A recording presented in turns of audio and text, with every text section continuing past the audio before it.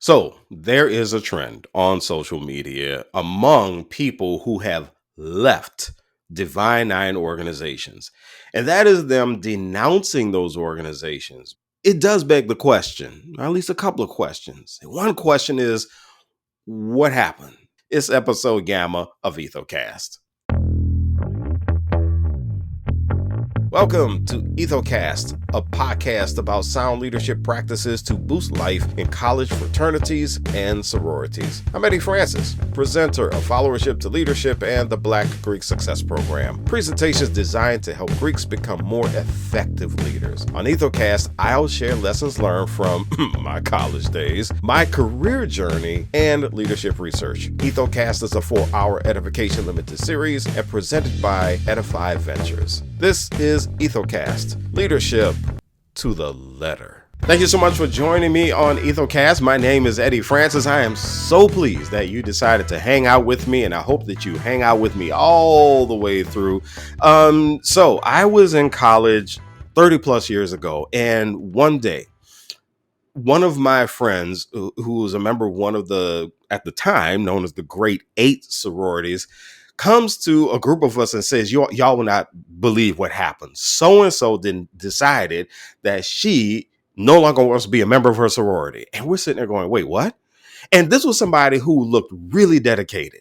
And so everybody is just sitting around, just mouths hanging open. What do you mean? What do you mean she doesn't want to be a member? And what's going on? And the person said she's a born again Christian. And eventually it all kind of died out. She went her way. The rest of us went our way. And I have to say, to this day, I mean, I am connected to her via social media and I see stuff going on and we're cool. But with this recent trend of folks who are denouncing their Divine Nine organizations, and I did see at least one fraternity and one organization is not a fraternity get denounced by someone. But with all of these folks who are denouncing, I can't help but wonder if we had social media back then, would she have used social media to make her announcement of her denouncement? Who knows? I started to ask myself one big question. And that one big question is, what do we not know? The views expressed on Ethocast do not necessarily reflect the views of the hosts, guests, or any entities with which this podcast's participants are affiliated. Questions, comments, email eddie@eddiefrancis.com. So there's a second thing that I'm wondering. Where does this leave those of us who are dedicated to the Divine Nine in whatever way that is, to whatever degree that is? So let me tackle this first thing. And this first thing is, what do we not know? I have the privilege of teaching a college class right now on cultural awareness. And it just so happens that we are covering identity in this module of the class. Our identities change.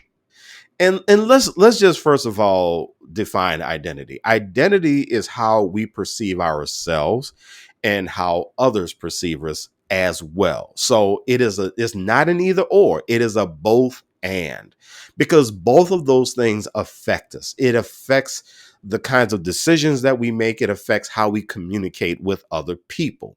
Fall of 88, I am a first semester college student saying, no, I don't want to have anything to do with Greek life. And I was confident in myself and a bit cocky, and my identity at the time was somewhat defiant. And the reason it was defiant was, quite frankly, with apologies to my alma mater, I was at a university that I just didn't want to be at the time. I had visions of myself leaving the South to go to school, right?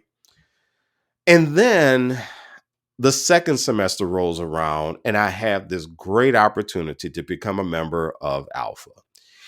And so I become a member of Alpha and I became a little bit more confident, but I also became more connected to my Blackness.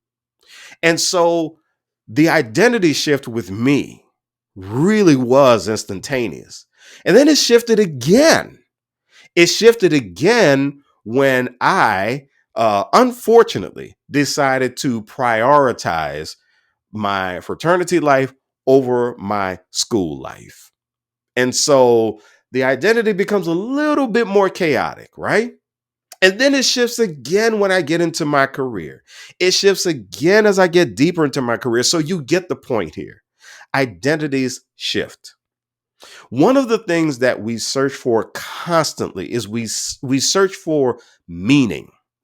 We're always trying to figure out what a certain thing is going to mean to us in our lives. And for those of us in Greek life, meaning becomes a really significant thing. I mean, think about it. You have this organization that you decide to join. It is a mission-based organization. And what is this about trying to find all of this meaning? Well, what it is that you're trying to find ways to grow. So let's look at the folks who decide to denounce their Divine Nine organizations. What about them? What do we not know about what has changed in their identities? And I'm not saying that the change is bad or good. I'm just saying that it happened, right? It's not so much that we need to answer the question about what changed. It's just that we need to understand that something changed. And maybe for them, the meaning that they were looking for was not in their fraternity or sorority. Maybe it wasn't in the chapter. Maybe it was something with school. Maybe it was something in their personal lives. We don't know unless people tell us outright what it is. And I'm not saying that whatever it is something tragic. That let's not make that assumption. Sometimes I was told this really interesting thing by a business counselor.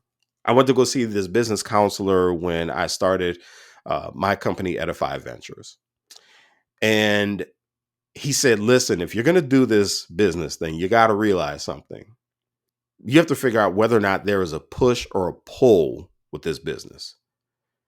Are you starting this business because you are pulled to do something? Or are you starting this business because you're pushing to do something? And so with the folks who do denounce, there's a distinct possibility that there is either some sort of push or some sort of pull. And again, it's not necessarily for us to judge, it's not for us to determine, but it's just for us to understand. But the second consideration is what I really, really want to get into with you. And that second consideration is the fact that we are left, those of us who are in the Divine Nine, with our organizations. Now, you may say to yourself, yeah, so what, Eddie? I mean, I'm fine. What I'm saying is this. Whenever you have people who make an announcement that says, I'm stepping away because you people are wrong and you people are evil. I mean, come on, that's a burn. That's a real burn. You can't deny that, right? As a matter of fact, I wouldn't be surprised if there are people who have absolutely nothing to do with whatever was going on with the person making their denouncement. I wouldn't be surprised if there are people experiencing some feelings of guilt or shame. Um, Of course, if you didn't know this, I have another podcast called For Our Edification. Episode 12, I had a great conversation with a couple of mental health counselors, Leslie Brown, who's a member of Zeta Phi Beta, and Von Eaglin, who is my fraternity brother, Alpha Phi Alpha. And Von said something in that episode that I will always remember. We were talking about what gets into the minds of people who decide to commit acts of hazing. And one of the things that Von pointed out is that sometimes when people decide to do this, it's because they are feeling some guilt or shame, right? They don't want to feel like an outcast from their frat brothers or their sorors. He says, guilt says I'm sorry for what I did. Shame says I'm sorry for who I am. Whenever people decide to paint one big brush or one big broad stroke over the Divine Nine and talk about how terrible we are and the bad things that we do, I always like to bring up the people who are doing what they are supposed to do. The thing is, for those of us who are in the Divine Nine, I think the thing for us is to continue to look ahead. And I know you don't need me telling you this, but I'm going to anyway. It is about us looking ahead and continuing to do the right thing, but then also asking ourselves some questions, because there are some things that we can control. A series of questions. One question is this: what role do you play in the type of culture that you create in your chapter? So your culture, your beliefs, your social habits, your symbolism in the chapter, all of that good stuff, the things that you have in common with one another, the language that you speak to one another.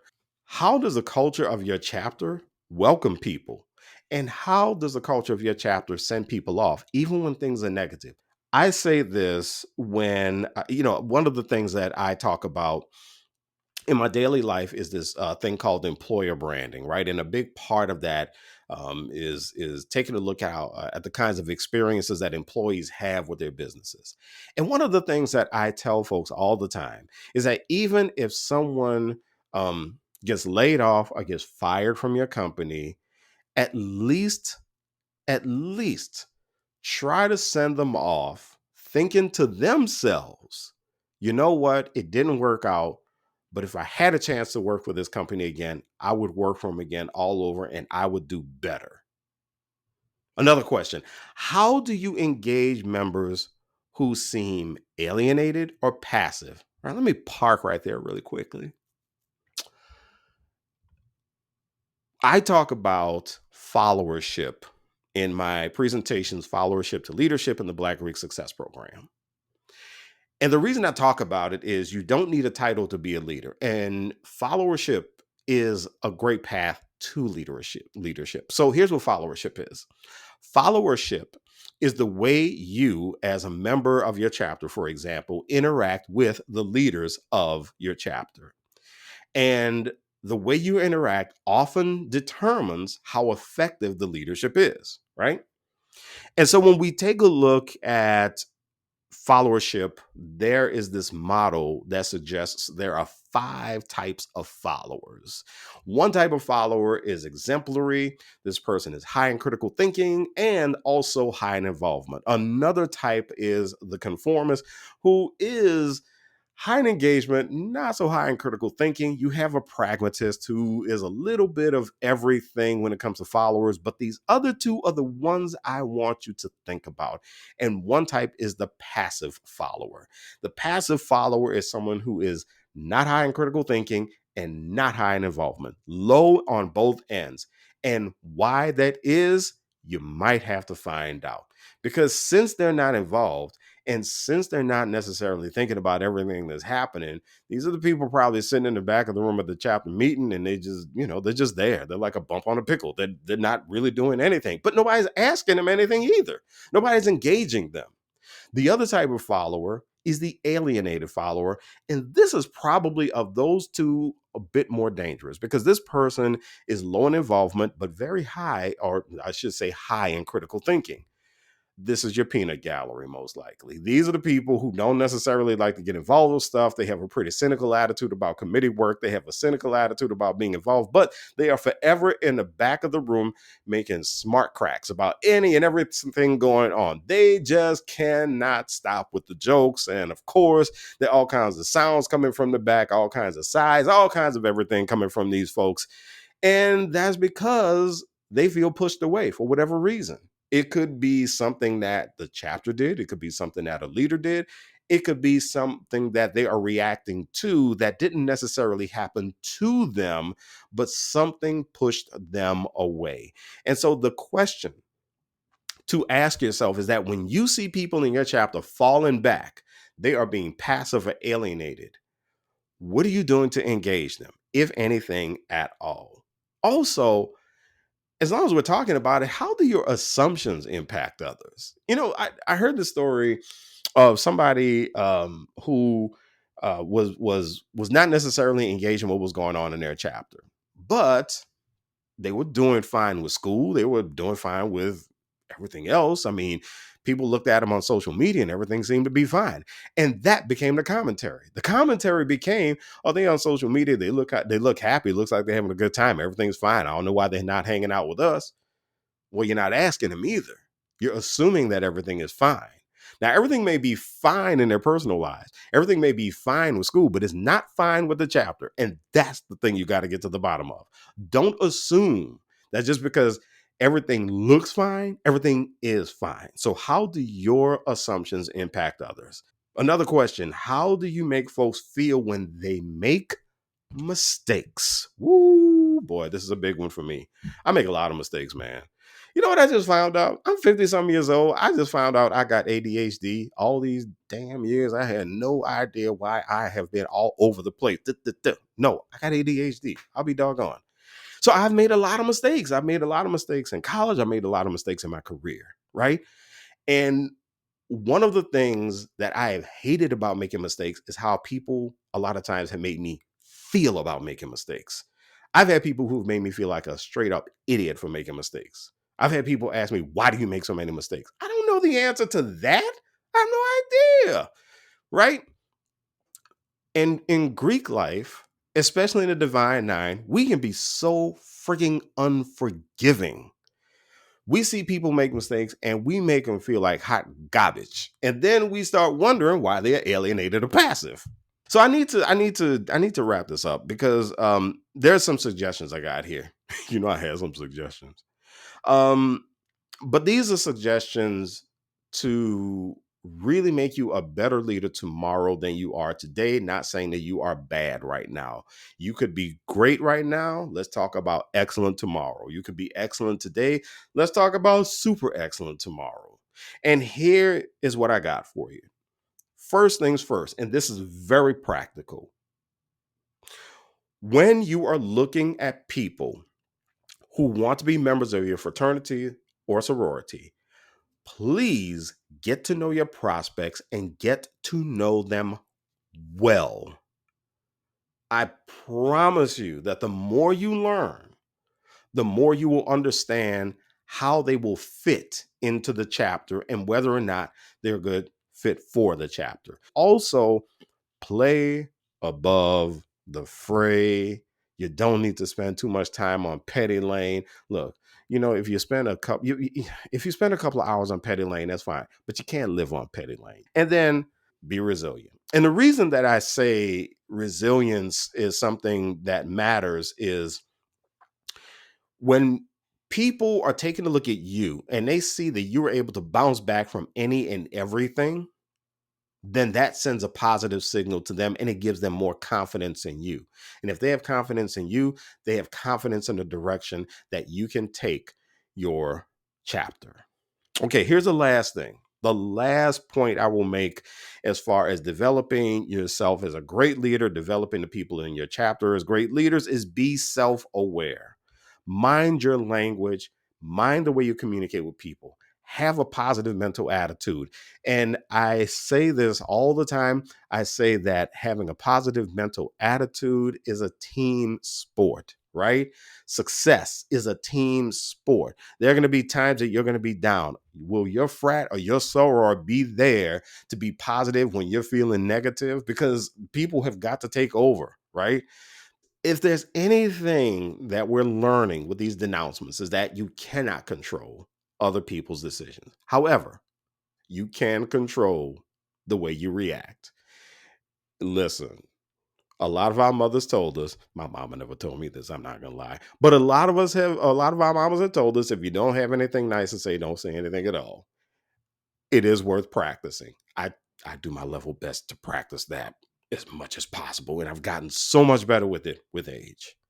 So if you have any thoughts about anything that I've talked about, I would love to hear it. And if you have thoughts that you want me to read on the next episode of Ethocast, then you make sure you shoot me those thoughts, eddie@eddiefrancis.com. Make sure you like this and make sure you share it with folks.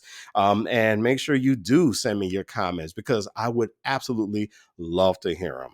Thank you so much for hanging out with me on this episode Gamma of of Ethocast. Ethocast is a 4-hour edification limited series. If you like what you heard, like and follow this podcast for more leadership insights for your fraternity or sorority chapter. To find out how you can bring followership to leadership or the Black Greek Success Program to your campus or a campus near you, email today, eddie@eddiefrancis.com. Until next time, spread brotherly and sisterly love wherever you go.